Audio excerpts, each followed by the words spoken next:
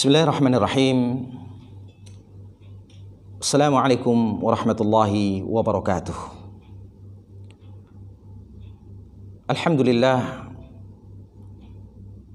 Alhamdulillahi wa kafa, wassalatu wassalamu ala nabiyyina al-mustafa wa ala alihi wa sahbihi min ahli tuqa wal wafa.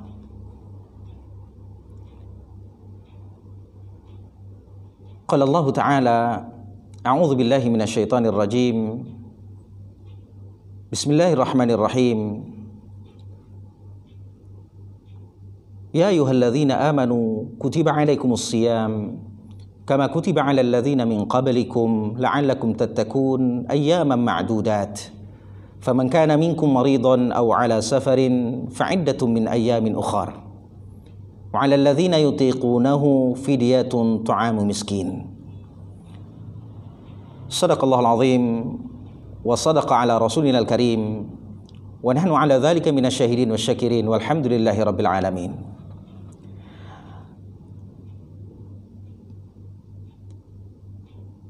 Puji dan syukur mari kita bersama panjatkan kepada Allah Subhanahu wa taala, di mana pada kesempatan yang baik ini pintu rahmat dibuka oleh Allah Subhanahu wa taala.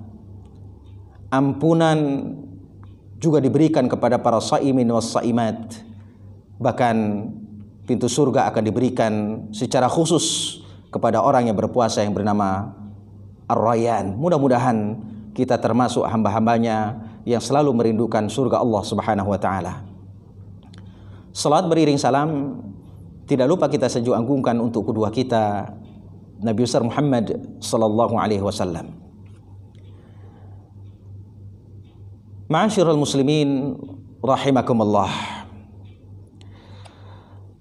Allah Subhanahu wa taala menyebutkan tentang kewajiban berpuasa Ramadan dalam surat Al-Baqarah 183. Dalam firman-Nya, ya ayyuhalladzina amanu kutiba 'alaikumus shiyam kama kutiba 'alal ladzina min qablikum la'allakum tattaqun ayyaman ma'dudat. Allah memberikan karakteristik di dalam ayat ini setelah menyebutkan wabil khusus dengan orang-orang yang beriman, ya ayyuhalladzina amanu, yang tidak diberikan kepada sembarang orang.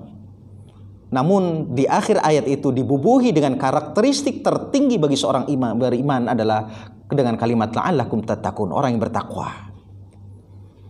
Kenapa demikian ma'asyiral muslimin rahimakumullah? Ijazul Quran, kemujizatan Al-Quran dari sisi bahasa, dari sisi gramatikal bahasa Arab, sungguh luar biasa.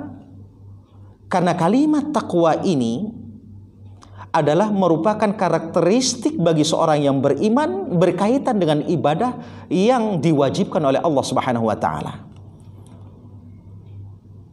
Karakteristik itu hanya akan didapatkan oleh yang beriman. Oleh karena turunan daripada nilai takwa itu Allah Subhanahu wa taala, wa may yattaqillaha yaj'al lahu makhraja, siapa yang bertakwa kepada Allah maka akan diberikan jalan keluarnya. Wattaqullaha wa yu'allimukumullah, siapa yang bertakwa kepada Allah maka Allah akan memberikan pemahamannya. Dan banyak sekali dengan ayat takwa kaitannya juga adalah berkaitan dengan masalah ibadah, haji, kemudian zakat, lain sebagainya. Allah Subhanahu wa taala menyinggung awal dengan kalimat iman dan kemudian juga seperti haji, wa tazawwadu fa inna khairaz zadi taqwa. Para pemirsa yang berbahagia, oleh karena dengan karakteristik orang yang bertakwa kepada Allah, dan mudah-mudahan kita termasuk di dalamnya, maka Allah maha mengetahui dan maha melihat. Tidak semuanya hambanya itu adalah mampu untuk melaksanakan puasa Ramadan dengan syarat dan ketentuan yang berlaku.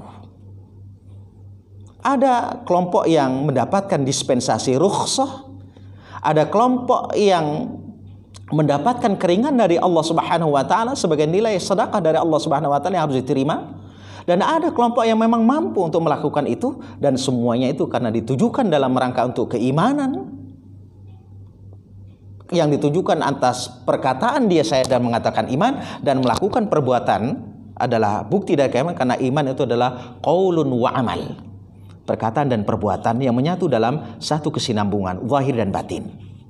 Maka Allah Subhanahu wa taala menjelaskan di ayat yang kedua 184, wa man kana minkum maridun aw ala safarin fa iddatun min ayyamin ukhar. Ada di sini hukum-hukum yang berkaitan dengan bulan suci Ramadan, dengan puasa Ramadan. Disebutkan oleh para ulama dengan mengklasifikasi 3 kelompok golongan melihat dari surat Al-Baqarah 184 ini. Yang pertama, golongan yang wajib berpuasa Ramadan tanpa kecuali, yaitu dengan memenuhi syarat dan rukunnya, yaitu muslim, baligh, berakal dan mampu. Siapapun mereka yang memenuhi syarat ini adalah wajib untuk melaksanakan puasa Ramadan. Maka barang siapa yang mengingkari puasa Ramadan, karena ini adalah terkait dengan masalah minal ma'lum fid din bidarurah, perkara yang tidak diperbolehkan untuk jahil di dalamnya atau untuk ditinggalkan di dalamnya, maka hal itu adalah sesuatu yang dihukumi kafir ataupun berdosa besar, sebagaimana disabdakan oleh Nabi SAW, ural Islam wa qa'iduhud din thalathah. Ikatan sendi-sendi Islam itu ada 3. Faman taraka minhum wahidatan fahuwa biha kafirun halalud dam. Siapa yang meninggalkan salah satu di antara 3 itu dengan sengaja, maka dihukumi kafir dan halal darahnya. Salah satunya adalah berpuasa Ramadan.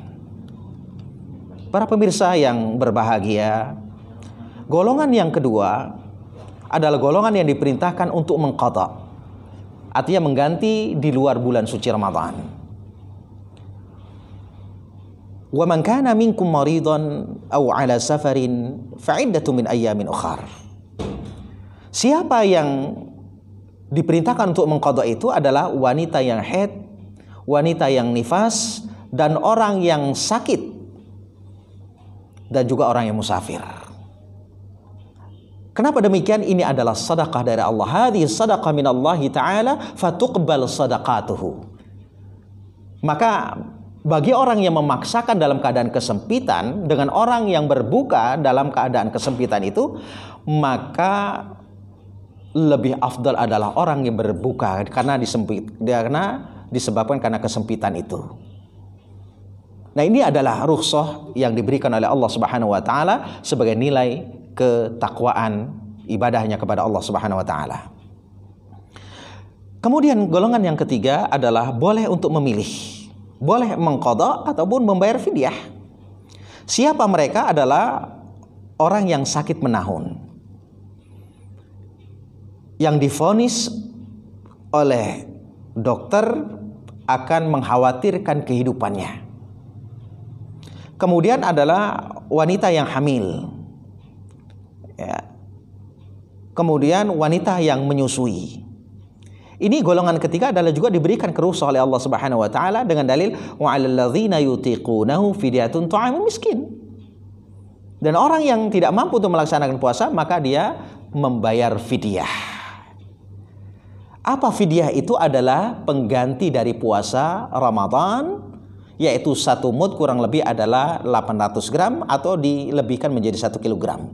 Apakah boleh diuangkan? Boleh hukumnya. Dan ditasarrufkan untuk orang fakir miskin yang beribadah kepada Allah Subhanahu wa taala.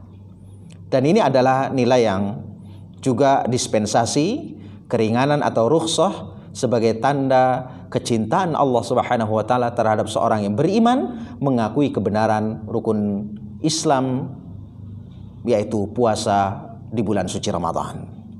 Oleh karenanya, ma'asyiral muslimin rahimakumullah, terkait dengan ibu hamil dan ibu menyusui, para ulama berbeda pendapat. Imam Syafi'i dan Imam Ahmad dalam kitabnya atau Musnad Imam Ahmad disebutkan, jika seorang ibu hamil atau menyusui dikhawatirkan pada anak, karena kekhawatiran pada anaknya, maka hal ini adalah harus dibayar qada dan dibayar fidyah. Artinya digantikan puasa pada bulan setelah bulan Ramadan dan juga membayar fidyah saat bulan suci Ramadan. Yang kedua, jika kekhawatiran itu terjadi bagi ibu hamil dan ibu menyusui karena dirinya, bukan karena anak yang ia kandung atau anak yang ia susui, maka cukup mengqadha saja, mengganti di bulan Syawal, bulan dan setelahnya setelah bulan suci Ramadan.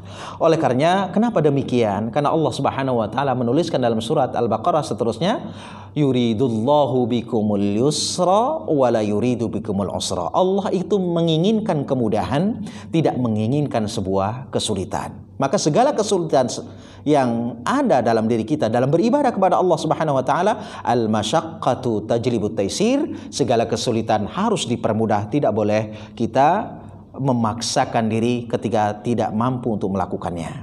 Ini adalah suatu nilai tatanan Islam yang diberikan Allah Subhanahu wa taala kepada umat Muhammad sallallahu alaihi wasallam yang tidak diberikan kepada umat sebelumnya.